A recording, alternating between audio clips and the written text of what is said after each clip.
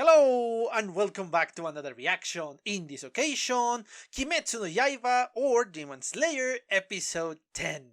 Yes, last time we got to see this anime, it was a fantastic, amazing fight and I love every single second of that. It was honestly amazing. The choreograph that we got to see in the fight was just outstanding.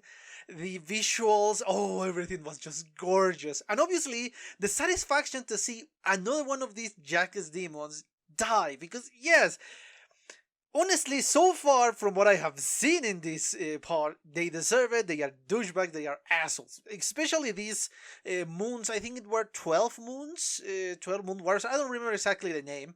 But yeah, I guess those assholes do not regret eating another human being or drinking their blood or whatever they do to sustain themselves. Unless, of course, the episode show me something else in this occasion, in the next episode, in which say, okay, yeah, I changed my mind or something along those lines. But yes, the last episode was utterly fantastic. I honestly was not ready for that one, but I was so happy while I watching that.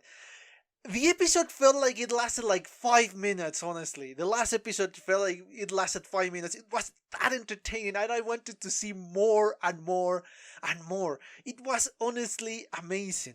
But enough of just singing the praises of the last episode. Let me just quickly remind you that if you enjoy the content of the channel, please consider a subscription and turn on notifications so you can get up to date with whatever we are doing with the channel.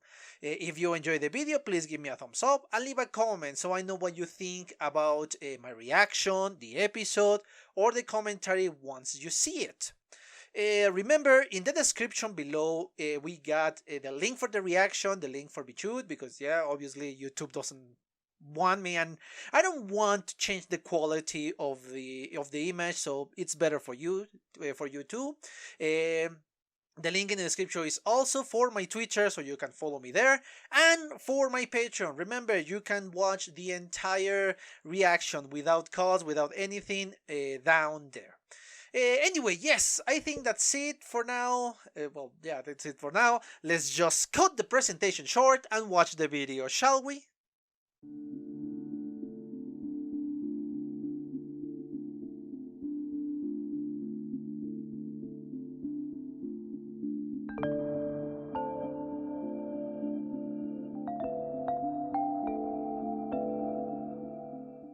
Okay, I'm back. I just watched a second time the 10th episode of the series. And yes, I love this episode, but that is something you already knew. Because, yeah, every single episode of Kimetsu no Yaiba is simply amazing. It gives you a lot of information or amazing fight scenes. And in this case, we got both. And we got, not only got those parts, we not only got that amazing action, but we also got great characters. And from everybody, from the villains, from the heroes, and from the people who help the heroes. The secondary characters and all of that. Obviously, this was the conclusion. I honestly thought that the demon was completely gone from the last episode. I thought, okay, yeah, he's dead. He will not harm anybody else. Unfortunately, he has too much will to live. And even when his head was cut off, he was still alive. Alive enough for him to control his body and to deliver a final attack on Tanjiro. So, yes, this is a very powerful demon. Because so far we haven't seen anybody with that same level of, I don't know, power, I think is the best way to describe it. Because every single demon that Tanjiro has killed is just die in the moment or well, let's say their head has been cut. They die. They kind of maintain a little bit of consciousness in the case of the armed demon. But he's not able to control his body or to do something else. He just dies. That's it. There is no other stop for them. So, yes, this is the first time that a demon actually attacks Tanjiro. And it was almost successful. He really hurt Tanjiro in that moment. And I was kind of right and kind of wrong in that the episode is going to make me feel bad for the demon. I honestly thought that we were going to see kind of a background of the Arrow demon, but no. He was a douchebag from beginning to end. He never got sympathetic, he never got teary-eyed, nothing. He just went and did everything he could to, I guess, become one of the 12 moons. I guess that was their objective, because they weren't 12 part of the 12 moons. So that's it. They couldn't reach that point, and they die, and this bastard died like that. The other demon, the Temari demon, was more sympathetic, especially for the cry by the end, that she no longer cared about attacking, she no longer cared about the fear or anything like that. She just wanted her Temari, her ball, and she wanted to play with that. And again, this is just mere speculation on my behalf, but I think she was transformed while she was very young, very a kid almost, or a teenager, very very young. And yeah, what the blood of the demon does to you is just make you crazy and angry and thirsty and hungry for human flesh and human blood, and that's why she's just crazy. And yes, she deserves a punishment because she killed I don't know how many people, but I guess she's counting on the hundreds perhaps. So yeah, she deserves a kind of a punishment, and that is what she got, because she died in a very very extremely cruel way thanks to the curse of Muzan.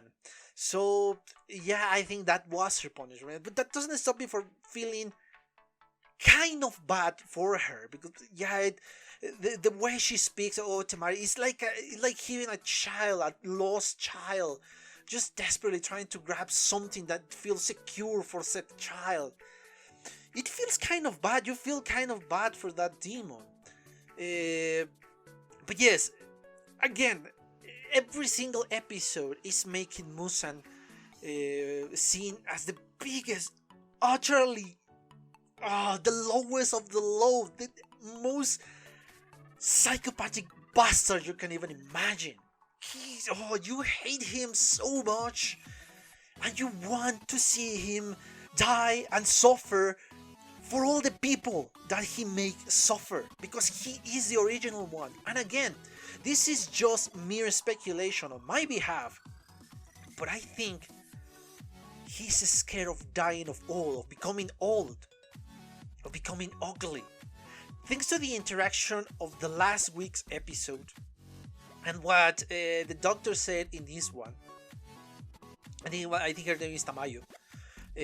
Thanks to all of those circumstances, I kind of deduce that he's scared of becoming ugly and old, and that's why he made a pact with I don't know who to him become young forever, and he cannot get ugly.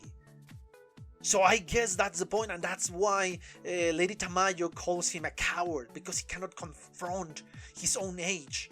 And I don't know why he transforms all the demons. I don't know if it's part of the curse or part of the deal that he did with whoever the deal was made with. But I guess that, oh yes, you can transform and you have to devour and all of that. And he doesn't care, because he only cares about his own beauty and his own youth. So that is my guess, obviously. It's not certain, not until the show told us. So yeah, he's despicable, man. Really, Muzan is just so despicable for all the suffering he's getting everywhere. In every part he is, he makes people suffer. He is an utter bastard, man. But yes, the episode finished obviously with this kind of, I think, looking deeper into the hypnotism that Nezuko has. That yes, she still has her own free will.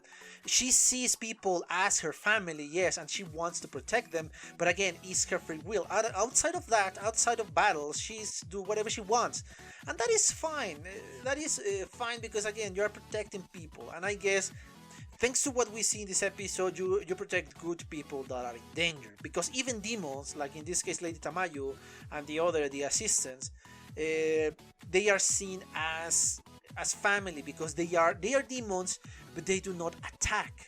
other humans to devour their blood. No, they want to protect other humans, and that makes a clear difference between the demons that just dwell deep into this evil blood that they were injected with, and yeah, they are closer to humanity because they want to help humanity.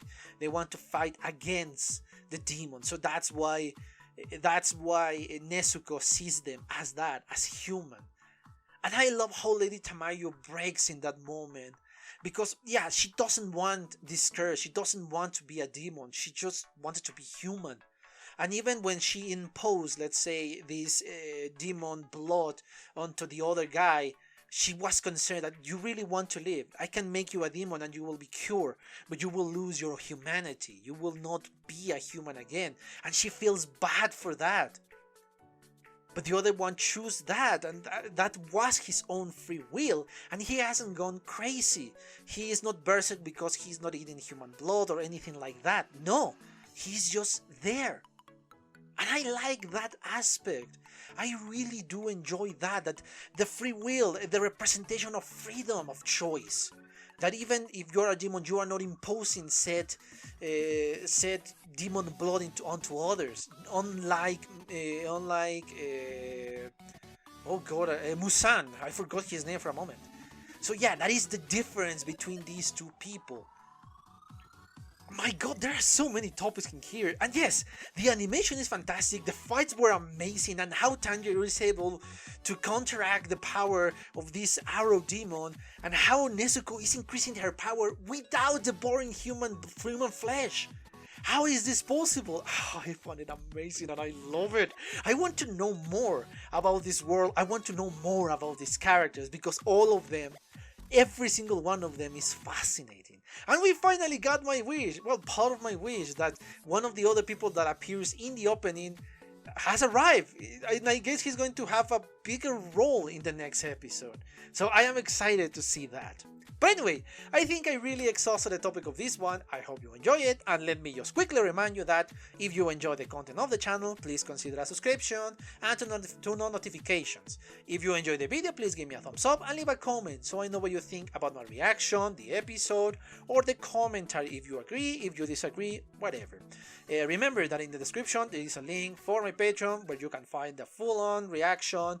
There is a link for my Twitter if you want to follow me, and there is a link for the reaction, but obviously if you are here you already knew that. Anyway, yes, I think that's it. I hope you enjoy it once again, and well, I have nothing else to say but thank you for your attention, and well, see you on the next one.